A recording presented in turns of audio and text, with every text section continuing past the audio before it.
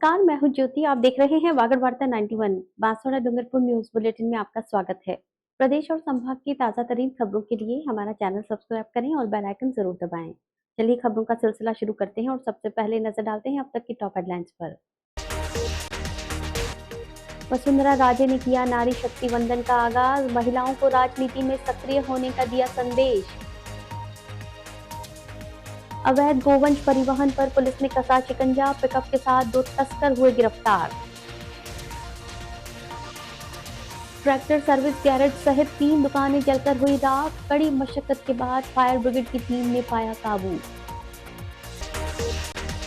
बांसवाड़ा में पूर्व मुख्यमंत्री वसुंधरा राजे का पार्टी कार्यालय में भव्य स्वागत किया गया। इसके बाद उन्होंने नारी शक्ति वंदन अभियान की शुरुआत की।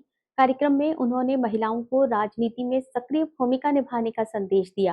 हालांकि इस दौरान मंच पर बैठने को लेकर महिला मोर्चा और नेताओं के बीच नाराजगी भी देखने को मिली। बांसवाड़ा में पूर्व मुख्यमंत्री वसुंधरा राजे का भाजपा कार्यालय में जोरदार स्वागत किया गया।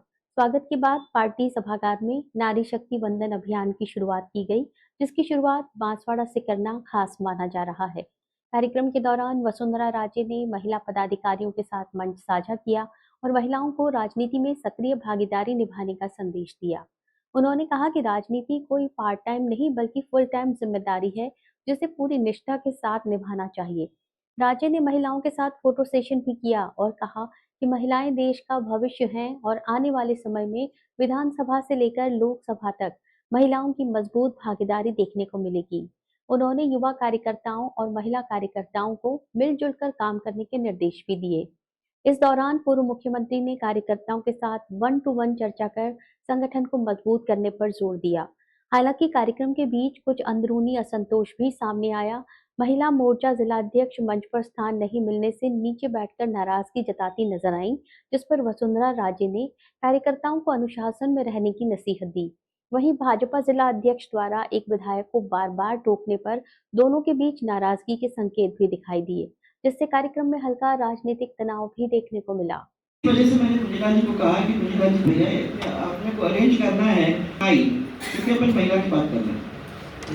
त्रिपुरा सुंदरी माई के ही क्षेत्र से महिलाओं को आगे बढ़ाने का जो पहला कदम है, जो प्रधानमंत्री जी और हमारे अध्यक्ष जी ने कहा है, वो हम बांसवाड़ा से ही शुरू करना चाहते हैं। तो माई का पूरा आशीर्वाद और उसके साथ साथ हमारा ये पूरा परिवार यहाँ उपस्थित है। मैं उन लोग सबको प्रणाम करना चाहती हूँ 7 बजे, इसलिए मैंने पूजिका जी को ज़्यादा टाइम नहीं दिया, परंतु मैंने कहा कि कहीं इधर उधर करने की वजह पर यहाँ करेंगे।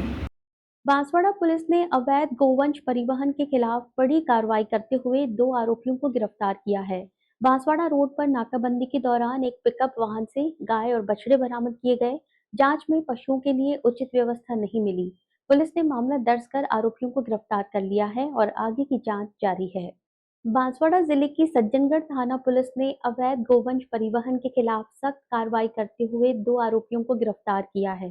पुलिस को 6 अप्रैल को सूचना मिली थी कि एक पिकअप वाहन में अवैध रूप से गोवंश भरकर बांसवाड़ा की ओर से सज्जनगढ़ लाया जा रहा है। सूचना मिलते ही थाना पुलिस ने तत्काल टीम का गठन कर नाकाबंदी शुरू की और संदिग्ध वाहनों की जांच शुरू कर दी। नाकाबंदी के दौरान करीब 2:05 पर बांसवाड़ा रोड से आ रही पिकअप गाड़ी को रुकवाया गया। तलाशी लेने पर वाहन के पीछे बने जालीनुमा ढांचे में 2 गाय और बछड़े भरे हुए पाए गए। जांच के दौरान ये सामने आया कि पशुओं के लिए पानी और सुरक्षा की कोई उचित व्यवस्था नहीं थी। चालक और उसके साथ बैठे व्यक्ति से पूछताछ करने पर वे संतोषजनक जवाब नहीं दे पाए। पूछताछ में ये भी सामने आया कि गोवंश को अन्य स्थान पर ले जाकर बेचने की योजना थी। पुलिस ने वाहन सहित गोवंश को कब्जे में लिया, पशुओं का स्वास्थ्य परीक्षण करवाया और उन्हें सुरक्षित स्थान पर भिजवाया। मामले में राजस्थान गोवंश अधिनियम 1995 के तहत प्रकरण दर्ज कर दोनों आरोपियों को गिरफ्तार कर लिया गया। गिरफ्तार आरोपियों की पहचान विपुल डिंडोर निवासी भूरा कुआं और विनेश भील निवासी छियाकूटा के रूप में हुई है। ये कार्रवाई थाना प्रभारी धनपत सिंह के नेतृत्व में की गई, जिसमें पुलिस टीम के अन्य सदस्य भी शामिल रहे। पुलिस का कहना है कि क्षेत्र में अवैध गोवंश परिवहन के खिलाफ आगे भी सख्त कार्रवाई जारी रहेगी। कल दिनांक 6/4/2026 को दोपहर में सूचना मिली कि एक लोडिंग टेम्पो पिकअप में और कुछ गायों को और बछड़ों को लेके आ रहे। इस पे थाने के सामने नाकाबंदी करके और मान सिंह जी हेड साहब ने और थाने की टीम ने उसको रोक के पिकअप को देखा।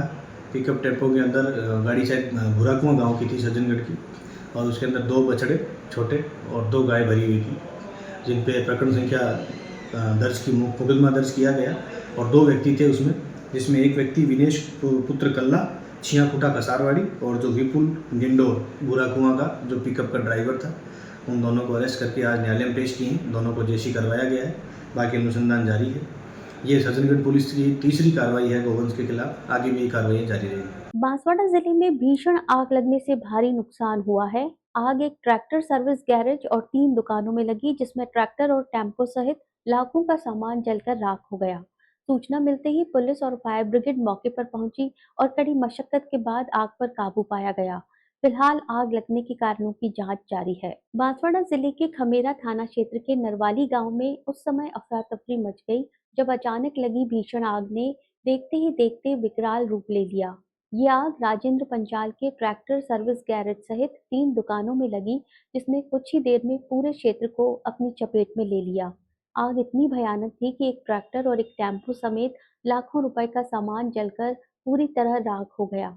घटना की सूचना मिलते ही खमेरा थाना पुलिस मौके पर पहुंची और हालात का जायजा लिया। स्थानीय ग्रामीणों ने अपने स्तर पर आग बुझाने का प्रयास किया और पानी डालकर लपटों को काबू करने की कोशिश की, लेकिन आग की तीव्रता इतनी ज्यादा थी कि उनके प्रयास नाकाम साबित हुए। इसके बाद तुरंत बांसवाड़ा से फायर ब्रिगेड की टीम को मौके पर बुलाया गया। फायर ब्रिगेड के पहुंचने के बाद राहत कार्य शुरू किया गया और करीब 3 से 4 घंटे की कड़ी मशक्कत के बाद आग पर काबू पाया जा सका। इस दौरान दमकल कर्मियों ने लगातार प्रयास करते हुए आग को फैलने से रोका, जिससे आसपास के अन्य मकानों को सुरक्षित बचा लिया गया। फिलहाल आग लगने के कारणों का पता नहीं चल पाया है। पुलिस और प्रशासन द्वारा पूरे मामले की जांच की जा रही है, ताकि घटना के पीछे की वास्तविक वजह सामने आ सके। बांसवाड़ा में मौसम विभाग का पूर्वानुमान सटीक साबित हुआ है। 8 अप्रैल को जिले में बारिश का दौर शुरू हो गया, जिससे मौसम सुहावना हो गया और तापमान में गिरावट दर्ज की गई। हालांकि अचानक हुई बारिश से जनजीवन और बाजारों पर असर भी देखने को मिला। खासकर मटका व्यापारियों को अपने सामान को बचाने के लिए मशक्कत करनी पड़ी। मौसम विभाग ने आने वाले दिनों में भी सतर्क रहने की सलाह दी है। बांसवाड़ा जिले में मौसम ने अचानक करवट लेते हुए मौसम विभाग के पूर्वानुमान को पूरी तरह सही साबित कर दिया। 8 अप्रैल की सुबह से ही आसमान में काले बादल छाए रहे और कुछ ही देर में बारिश ने दस्तक दे दी। कभी हल्की तो कभी तेज बारिश के इस दौर ने पूरे इलाके के मौसम को सुहावना बना दिया। वहीं तापमान में भी गिरावट दर्ज की गई, जिससे लोगों को गर्मी से राहत मिली। लंबे समय से बढ़ती गर्मी के बीच ये बारिश लोगों के लिए राहत भरी खबर लेकर आई। हालांकि इस बदले मौसम का असर जनजीवन पर भी साफ नजर आया।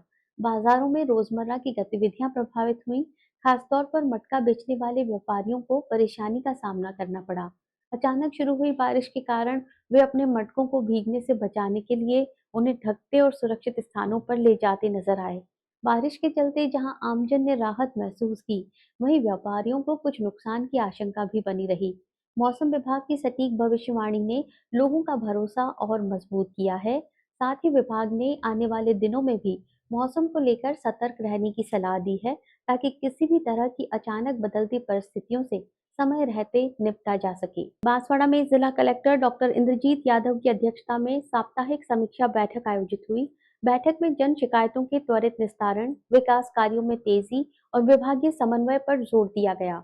कलेक्टर ने अधिकारियों को लंबित मामलों को जल्द निपटाने और आमजन की संतुष्टि बढ़ाने के निर्देश दिए। बांसवाड़ा में जिला कलेक्टर डॉक्टर इंद्रजीत यादव की अध्यक्षता में आयोजित साप्ताहिक समीक्षा बैठक में प्रशासनिक कार्यों को गति देने और विभागों के बीच बेहतर समन्वय पर विशेष जोर दिया गया।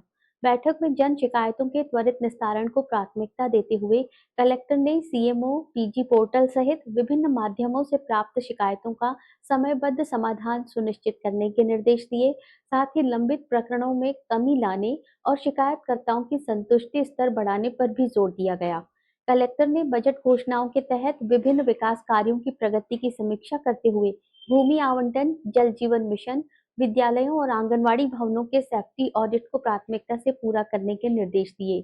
इसके साथ ही स्वच्छता अभियान और विद्युत व्यवस्थाओं को भी समय पर पूरा करने के लिए अधिकारियों को निर्देशित किया गया।